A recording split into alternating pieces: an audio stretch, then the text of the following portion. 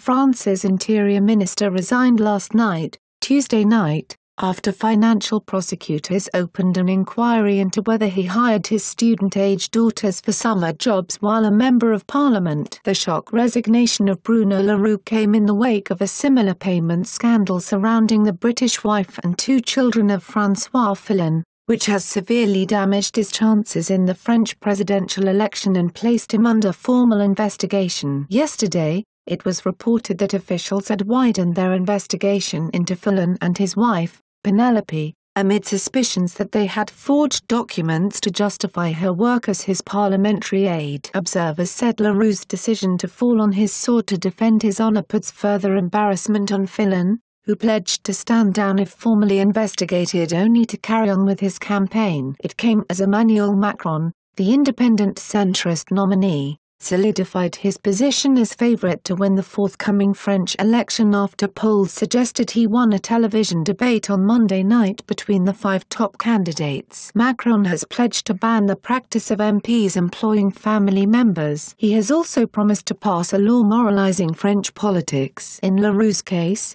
a satirical television show, Quotidien, reported that he employed his two daughters 24 times as parliamentary assistants during their school breaks for a total payment of €55,000. By comparison, Fillon is suspected of paying his wife and two of their children around €1 million in parliamentary funds for fictitious jobs. In a brief statement, Le Roux said, "I have tendered my resignation to the President, which allows me without any considerations as a man and father to defend my honesty." While it is legal in France for politicians to hire family members, the report suggests that Le Roux's daughters did not perform all of the work and were first hired while still in high school. One parliamentary source said, "A summer job as assistant is a bit of a joke, as you won't find anyone in the National Assembly in August." Fillon, 63. Has seen his presidential chances plummet over the disclosure that he used taxpayers' money to employ his wife and children,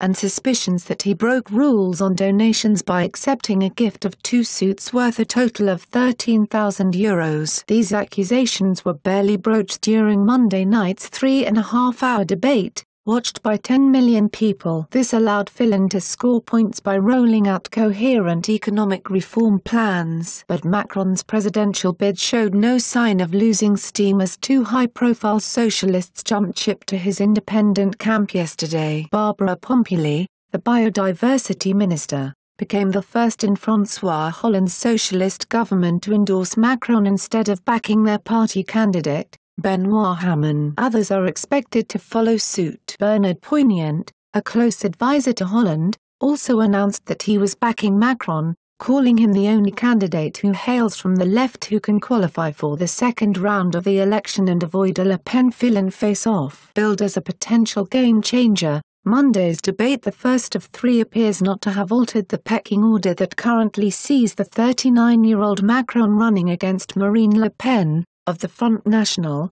in the presidential runoff on May 7. The National Post helped contribute to this report. Its news exposed signing off